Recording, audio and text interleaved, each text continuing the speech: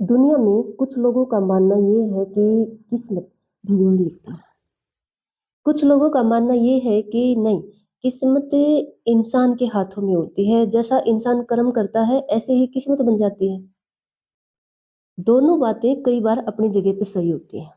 ना ही तो पूरी तरह से यूनिवर्स के मालिक के हाथ में है इंसान की किस्मत बनाना, और ना ही पूरी तरह से इंसान के हाथ में है अपनी किस्मत अपने हाथों से लिखना। मैं आपको एक ऐसी कहानी सुनाने जा रही हूँ जिससे ये क्लियर हो जाएगा कि इंसान की किस्मत लिखता भगवान है, लेकिन समय-समय पर भगवान इंसान को चांस भी देता है कि वो अपनी किस्मत को चेंज कर सकता है, बदलाव कर सकता है, भाग्य को बदल सकता है। एक बार एक व्यक्ति की मृत्यु निकट थी, पास थी। जब उसका टाइम आ जाता है, तो भगवान यमराज उसको लेने आते हैं। भगवान यमराज कहते हैं कि आपकी मृत्यु होने वाली है, मैं आपको लेने आया हूँ, मैं यमराज हूँ। इंसान कहता है भगवान ये तो एक दिन होना ही है सबके साथ, मैं तैयार हूँ, ले चलो। तो यमराज कहता है कि मैं एक गिलास पानी पीना चाहता हूँ, क्या आप मुझे पानी पिला सकते हो? तो इंसान कहता है क्यों नहीं, मैं अभी लेकर आता हूँ। इंसान जाता है और एक गिलास पानी लाता है, भगवान यमराज को दे देता है। भगवान यमराज पानी पीता है और काफ़ी सैटिस्फैक्शन में बोलता है कि आपने मुझे पानी पिलाया, मैं बहुत खुश हूँ, और आपके पानी ने तो मेरी सारी थकान ही दूर कर दी। मैं आपको एक चांस देना चाहता हूँ। इंसान खुश हो जाता है। इंसान कहता है कि प्रभु बताइए मेरे लिए क्या चांस है? तो भगवान यमराज कहते हैं कि उनको एक बुक देते हैं। कहते हैं इसमें जो फर्स्ट के 5 पेज हैं, ये पेज पे कुछ लिखा हुआ है। आपने वो पढ़ना है और उसके अकॉर्डिंग ही आपने नीचे कमेंट देना है, यानी कुछ लिखना है आंसर में। 5 हैं और इसमें एक पेज ऐसा है जो सिर्फ आपके लिए है। इंसान ने कहा ठीक है। इंसान स्टार्टिंग से ही स्टार्ट करता है। पहले पेज पे एक पड़ोसी का नाम लिखा हुआ था और उस पे लिखा हुआ था कि उस इंसान के बेटे को बड़ी जॉब मिलने वाली है। क्या मिलनी चाहिए? इंसान झट से लिखता है नहीं, वो इसके लायक नहीं है। दूसरे पेज पर दूसरे पड़ोसी का नाम लिखा हुआ था कि उस पड़ोसी को एक गाड़ी ऑफर करने वाला है उसकी कंपनी का बॉस। क्या उसको मिलनी चाहिए? वह इंसान झट से लिखता है कि नहीं, उसको बिल्कुल नहीं मिलनी चाहिए, वो तो बिल्कुल भी अच्छा इंसान नहीं है। तीसरे पेज पे लिखा हुआ था एक तीसरे रिश्तेदार का नाम कि उस रिश्तेदार की लॉटरी लगने वाली है, उसको 2 करोड़ रुपया मिलने वाला है, क्या उसको मिलना चाहिए? वह इंसान झट से लिखता है कि नहीं, वो तो बिल्कुल भी लायक नहीं है। उसको पैसा मिल गया तो वो पैसे का खराब ही यूज करेगा, उसको बिल्कुल भी पैसा यूज उसको अच्छी जगह पे नहीं करेगा। चौथे पेज पे लिखा हुआ था उसकी घर के एक सदस्य का नाम, यानी उसके भाई का नाम।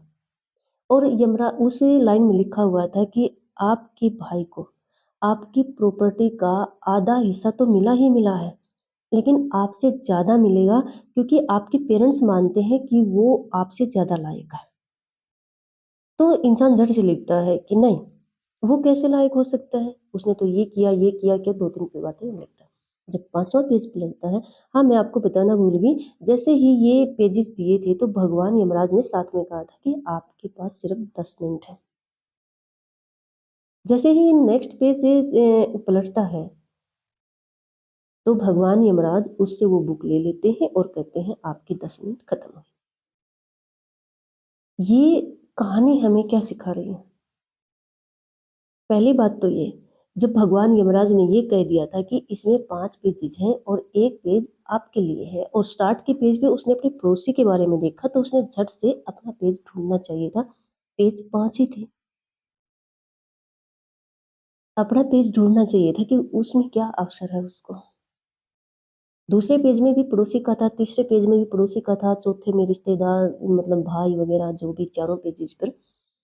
तो हम थोड़ा-सा यहाँ ये अपने बारे में कम सोचते हैं। हम अपनी लाइफ में भी यही गलती करते हैं, सच में ऐसा होता है।